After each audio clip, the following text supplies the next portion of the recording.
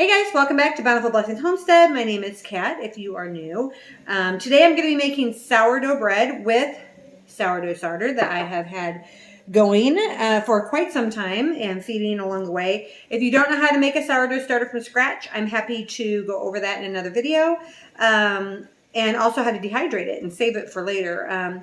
So today we're actually going to make some bread. I have my little scale here that I'm using. I try to be pretty precise with my measurements for sourdough bread. I have it on grams for the unit. I'm going to set my bowl on here and zero it out.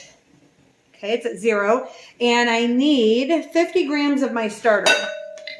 So I fed this morning. You can see it's all bubbly and beautiful.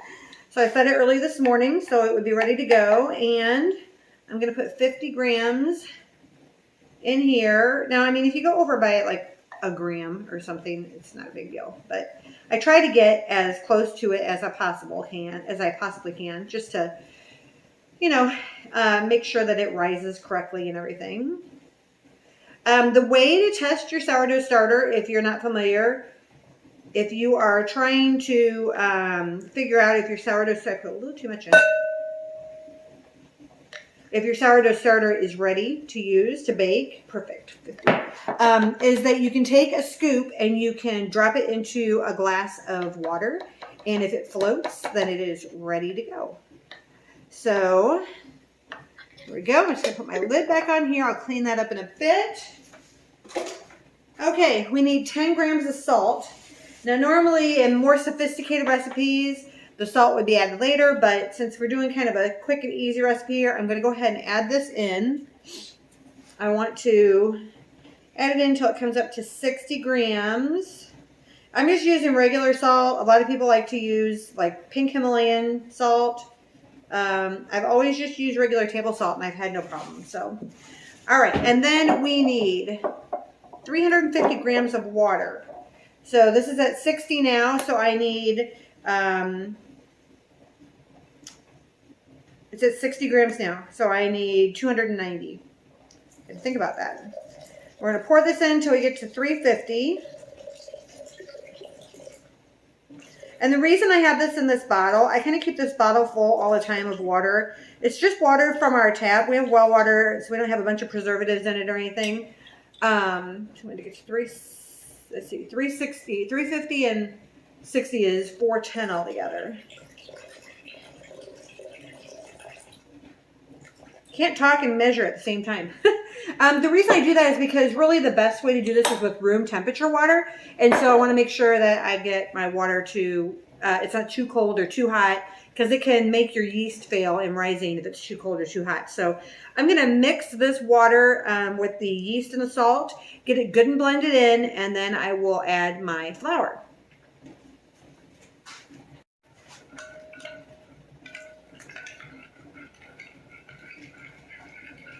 All right, we're getting our yeast good and mixed in there.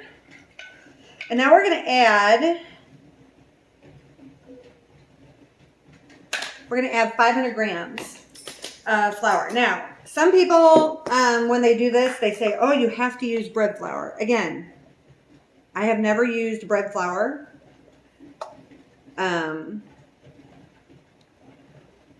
410 and 500 is 910 altogether. Okay, let me get this measured out real quick so I don't mess up.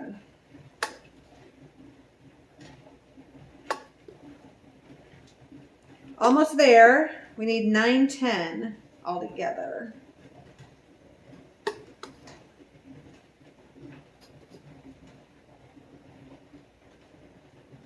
All right, perfect. Some people use only bread flour to make their sourdough bread. I'm just going to mix this up now. Put you down here so you can see. I'm just going to mix this up together well. Crooked. There we go. Okay. I don't use any particular bread flour or anything. I've always just used regular all-purpose flour. I have never had any problem. So my rye bread turns out, or my sourdough bread turns out really well. I do know that some people say they use, if they use all-purpose flour, they use a 50-50 rye and white all-purpose mix. So that is a thing. Now for this, you just want to mix this all together and get it very well blended. And what I'm going to do is just get my hands right in here. I did wash them. They're good and clean. And I'm just going to get this all blended so we don't have any dry flour just kind of like sitting in there all by itself. It's all well mixed into the dough. There's a little dry flour on the bottom. I got that pulled up and mixed in there. Okay, so I am going to put the lid on this. These Pampered Chef bowls work really well for this because they come with lids. I'm going to go ahead and put the lid on this. I'm going to let it sit for an hour, and then I will start doing my stretch and fold process, which when I get ready to do that, I'll bring you back and we'll do that. All right, we are back. It has been about an hour that our dough has been sitting in here. So I'm going to tilt this down so you can see what I'm doing here. Maybe. Okay. So what I'm going to do is, I'm going to do this probably either 2 or 3 times, depending on how the dough is feeling. I wet my fingers a little bit. I'm going to go around the edge here, and I'm going to pull it up and stretch it and fold it over the top, just like that.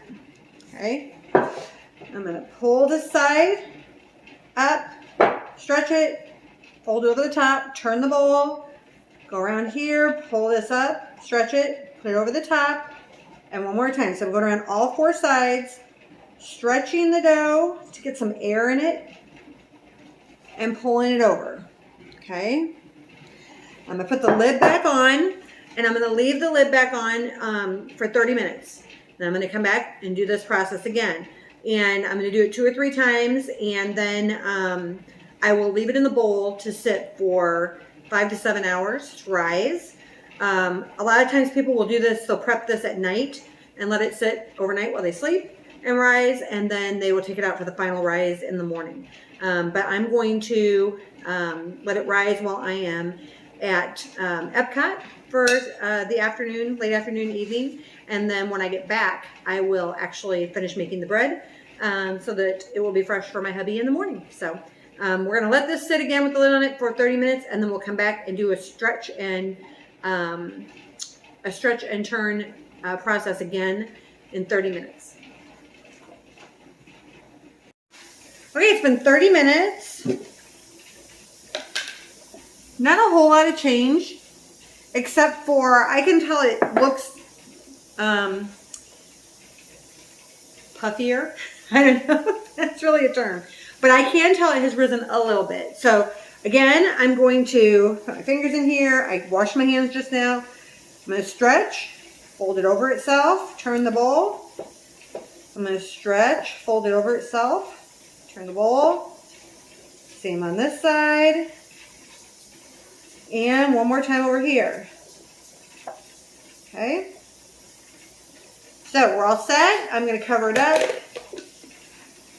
And 30 more minutes. All right. We'll be back. Okay. Warmer clothes. It's actually chilly here in Central Florida today. So it has been 30 minutes. Again, it's raised up pretty nicely. I'm going to do one last stretch and fold around the bowl here. And then I'm going to let this sit covered for the next 7 hours or so. And then by the time I'm back in 7 hours, there we go.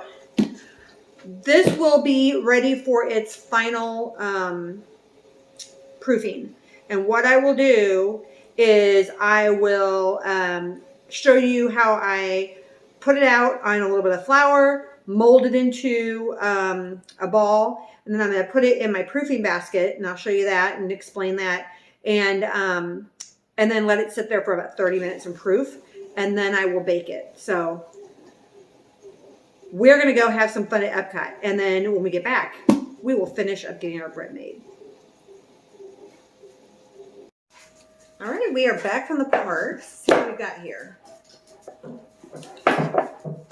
Look at that. It has raised up beautifully. Look at that. All right. It looks delicious. It smells good. It looks good. Let's get a little bit of flour on the countertop here so we can get this going. Okay, now, let me see if I can tilt this down so y'all can see what I'm going to do here. Maybe. There we go. All right, so what I'm going to do is I am going to pull this out onto a floured surface, lightly floured surface here. All right. What we're going to do is we're going to do that stretch and fold. Turn it. Stretch and fold. Turn it. Stretch and fold. Turn it. Stretch and fold. Okay. And then we're going to turn it and we're going to put it into our dough ball like this. We have a proofing basket here that we have flour in, and we are going to put this in seam side up.